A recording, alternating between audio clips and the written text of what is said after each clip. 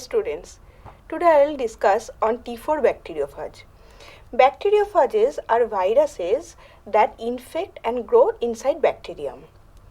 Today I will discuss on importance of T4 bacteriophage, structure and genome of T4 bacteriophage and T4 life cycle. What are viruses? Viruses are obligate parasites that grow inside the host cell. Inside the host cell, it acts as living, and outside the host cell, it acts as a non-living entity. And they are very specific about their hosts. Depending on the host, viruses are classified as animal viruses, plant viruses, bacterial viruses, or bacteriophages. Phage means to eat. Since these bacterial viruses completely destroy the bacterial cell, they are called bacteriophages. Some bacteriophages follow lytic cycle. What is lytic cycle? In this cycle, the virus adsorbs on the bacterial cell surface and injects its genome inside the cell. Then that genome is replicated, transcribed, translated, and the newly formed nucleic acids and proteins assembled to form the new progeny viruses. And these progeny viruses lyse and are released from the host cell. This is called lytic cycle. And some of the viruses, they have a choice between lytic or lysogenic cycle. These viruses are called temperate bacteriophages. In the lysogenic cycle, the viral genome usually gets incorporated into the bacterial chromosome. And at this stage, the viral genome is called a prophage. And this lysogenic state is very stable. And UV light or physical mutagens can excite the viral genome again, and it may come out from the lysogenic state and can follow the lytic cycle again. Now, depending on the nature of the genetic material, bacteriophages are divided into two classes, DNA bacteriophages and RNA bacteriophages. If the DNA is of double-stranded nature, they are called double-stranded DNA bacteriophages or single-stranded DNA bacteriophages. If the genome is made of RNA, they are called RNA bacteriophages. The nature of RNA may be double-stranded or single-stranded. Double-stranded DNA bacteriophages are very important because they are used routinely in many biochemical and genetic research. And few very important double-stranded DNA bacteriophage families are Myoviridae, Cephuviridae, Podoviridae. And viruses of all these families can infect E. coli. Myoviridae got its name from the Greek word myos. Myos means muscle, and the viruses belong to this family have a contractile tail. T2, T4, T6, they belong to this family. The name Cephuviridae came from Greek word siphon or tube. These viruses have a non-contractile tail, but the tail is flexible. And Podoviridae got its name from the Greek word podo means foot. They have a very short non-contractile tail. Now, T-even phages are very important, and mainly T4, because T4 has been used by many scientists from 1940 for research in modern genetics and molecular biology.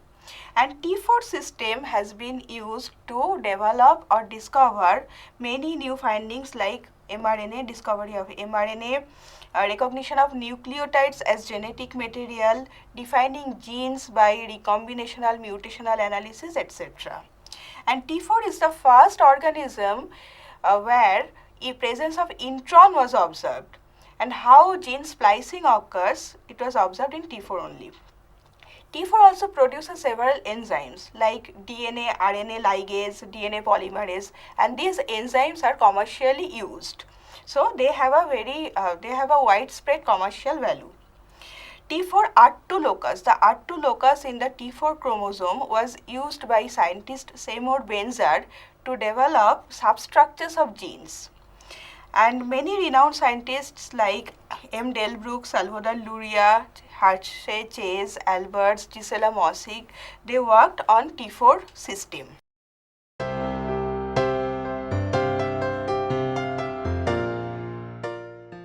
T4 has a very complex structure, complex morphology, and it consists of head, neck, tail, tail fiber, and a base plate. The shape of head is an icosahedron. Icosahedron means it has 12 vertices, 20 faces, and multiple copies of 24 different proteins form this head. 16 of them are involved in the prohead formation, where 5 are responsible for DNA packaging inside the cell. The DNA is packaged inside the icosahedron head in concentric layers, and 3 proteins are required to stabilize the head. And 2 proteins, HOC and SOC, highly antigenic outer capsid protein and small outer capsid proteins, they are also found in the head. The neck separates head from tail or joins head and tail, and the neck is composed of gene products 13, 14. Ma'am, what is gene product? Yes, gene product is the protein. Suppose here gene product 13, that means the protein encoded in gene number 13. Now the contractile tail, after neck the tail is present, and the tail is made of 2 concentric tubes. The inner tube or inner cylinder is made of 144 subunits of gene product 19 and arranged in 24 stacked hexameric rings. And outer cylinder, or called sheath, it is also made of 144 subunits of gene product 18, and each stacked ring is 17-degree offset to the right compared to the next ring, and thus it looks or it takes an alpha helical right-handed structure. After tail, there is a base plate which is composed of 6 gene products, and gene product 5 and 27 forms a complex and attached at the tip of the base plate, and it has lysozyme-like activity, and this complex, it helps to penetrate the bacterial cell wall. The tail fibers are attached to base plate. 2 types of tail fibers are present, short and long. The short tail fiber is a trimer of gene product 12, and the long tail fiber is composed of 4 gene products 34, 35, 36 and 37.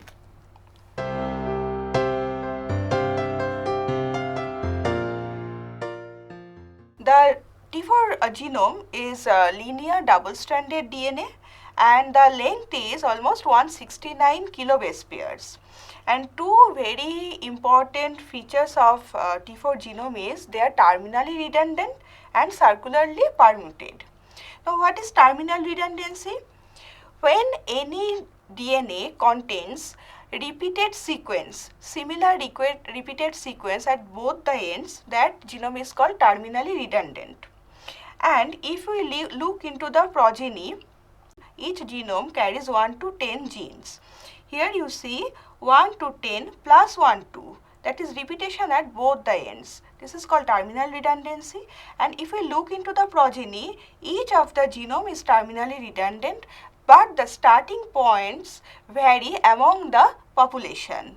This is called circular permutation, because if we can make a circle of each of the genome, then again the order of the genes will be same. This is called circular permutation. Now, the genome has 3 different promoters: early promoters, middle promoters or early late promoters, and late promoters. And early and middle genes mainly encode for proteins and enzymes required for DNA replication as well as for transcription of late genes.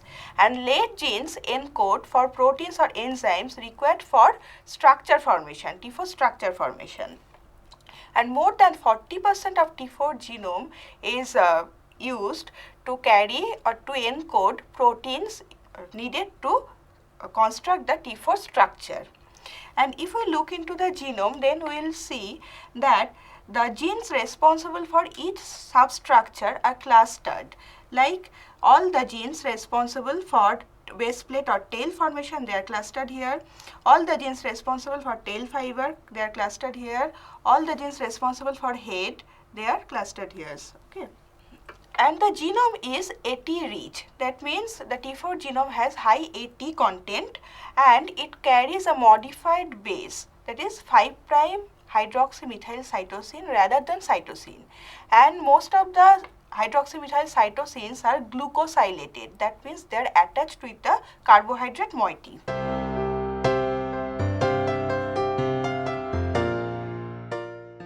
Now, how the T4 bacteriophage infects its host, that is E. coli.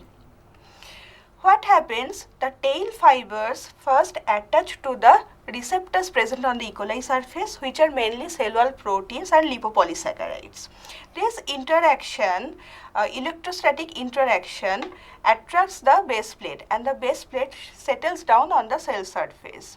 Now, as I told you before, that there is a complex GP5, GP27, which has a lysozyme-like activity. It lies the cell wall, and the central tube inserts into the cell wall, and the genome which is present in the head, it will be extruded from the head through tail tube, it will go inside the cell. Now, inside the cell, phage DNA now will multiply.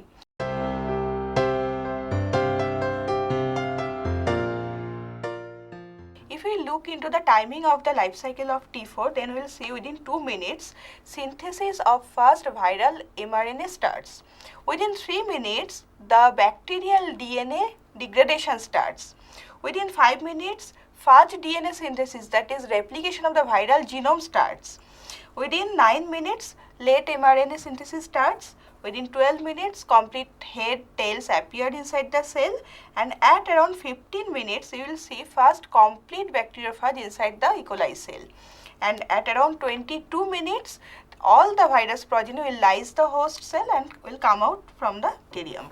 Now, how they synthesize the early proteins? There are 39 early promoters present in the T4 genome.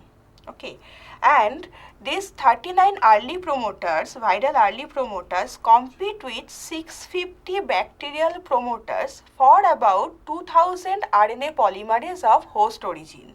So, you can imagine it is a tough competition. Then how T4 wins?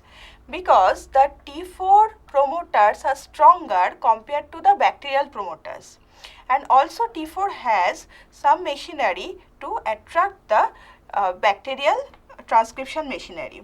What are they?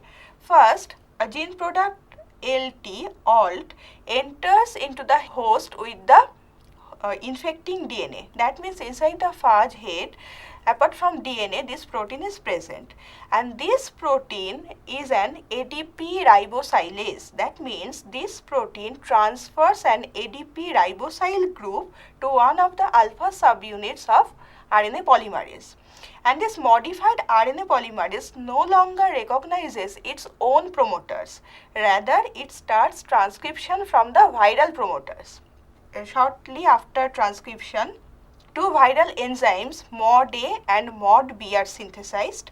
These two enzymes are also ADP ribosylase, and they again transfer ADP ribosyl group to both the alpha subunits and completely modify the host cell RNA polymerase. And this modified RNA polymerase now enhances transcription of early promoters, and some of the early promoters are stopped also. And among the early proteins, two endonucleases are very important in T4 life cycle. They are the products of Den A gene and Den B gene. These two endonucleases cut the bacterial DNA into short double-stranded fragments.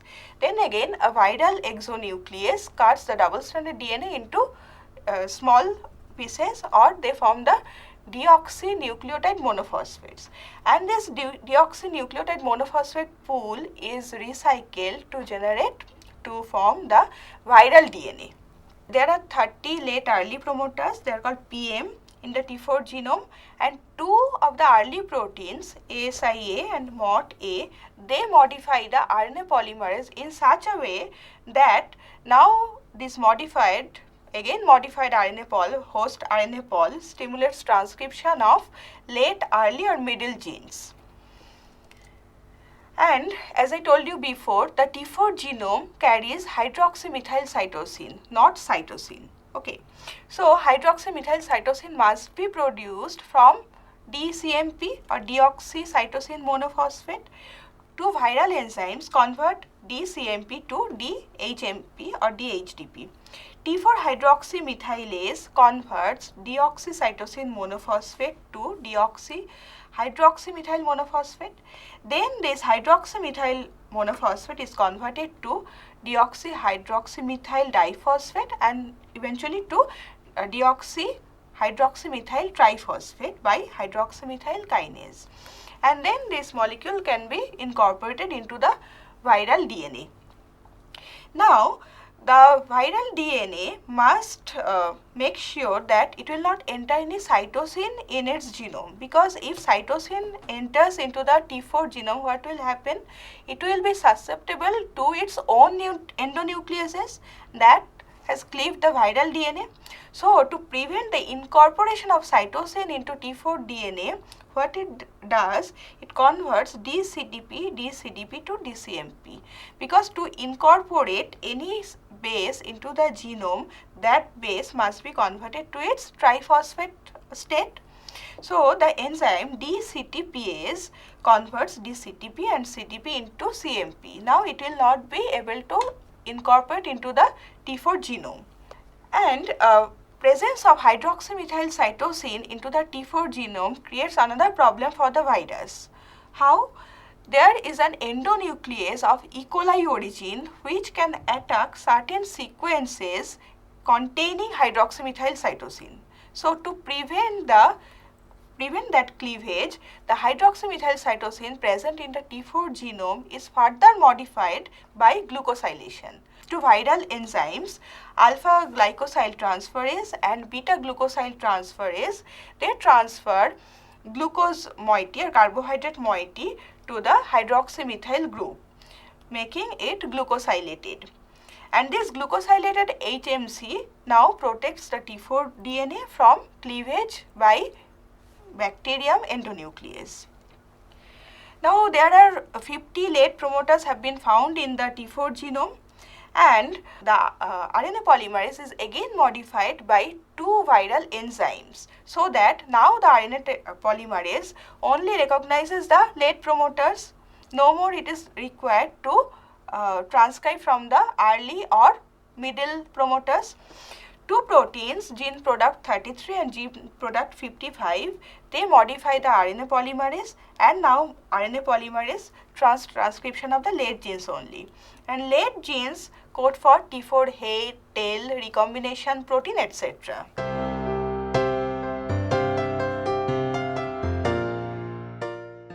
T4 DNA replication starts just after the immediate early products are formed, and a number of T4 enzymes are required for the T4 genome replication, like T4 DNA polymerase, primase, helicase, recombinase, etc.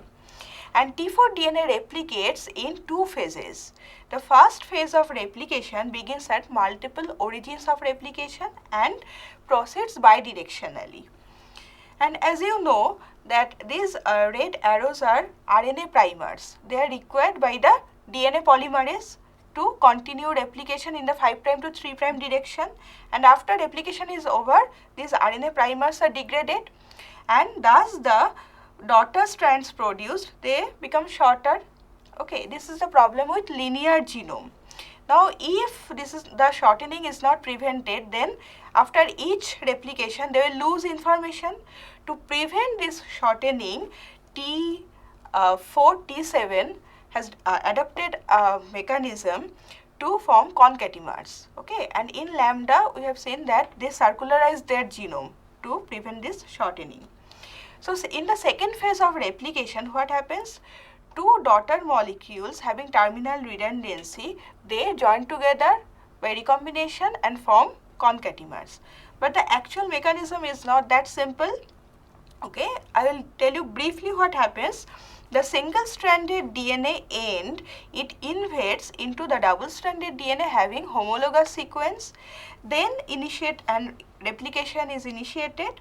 Then after elongation, branch migration, ligation, they form long concatemers. This model was first proposed by Gisela Mosick, and it is called Mosick model for T4 recombination dependent replication. Another model is there, it was proposed by Formosa and Alberts. This is called bubble migration synthesis.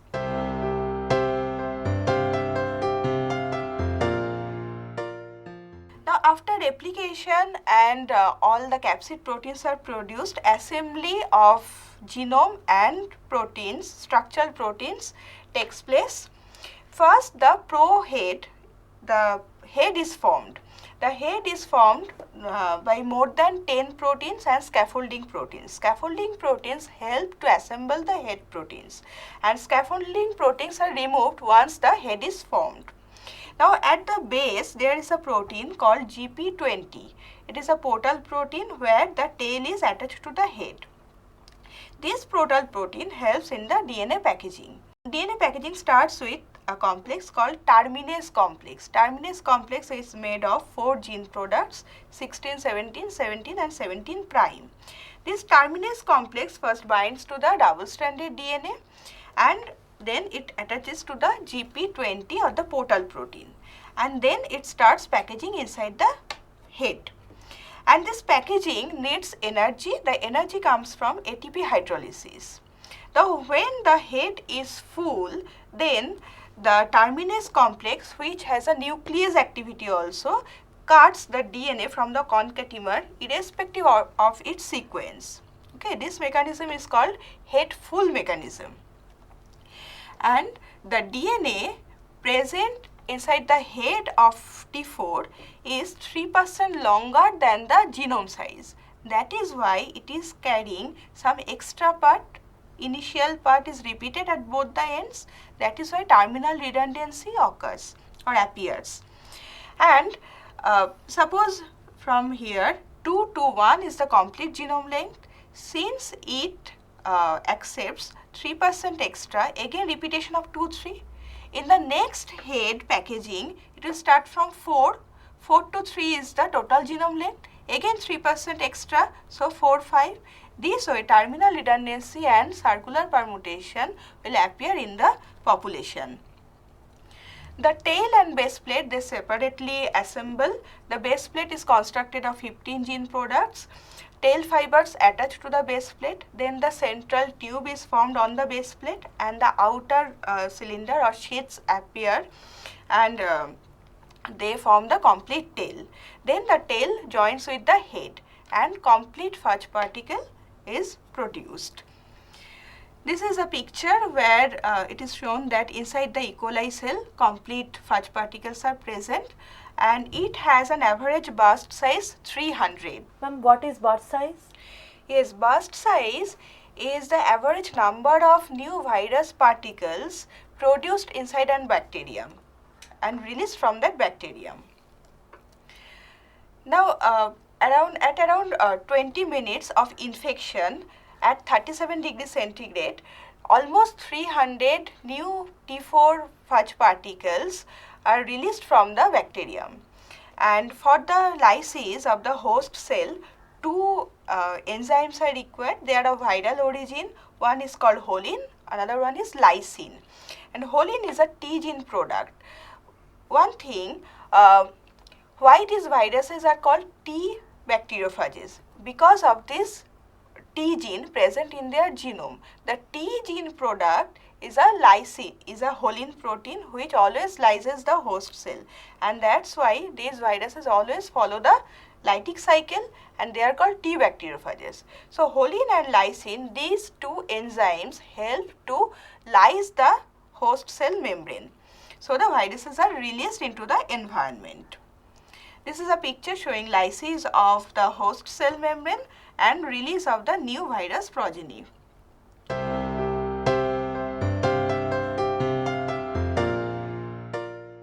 So today we have learned T4 life cycle, starting from adsorption, penetration, transcription of the viral genome, replication of the viral genome, assembly of new virus particles, release of the virus particles from the bacterium. Also importance of T4, how it provides a model system for studying or doing research in biochemical, genetic and molecular biology field. Okay, so T4 is an important tool for biological researchers.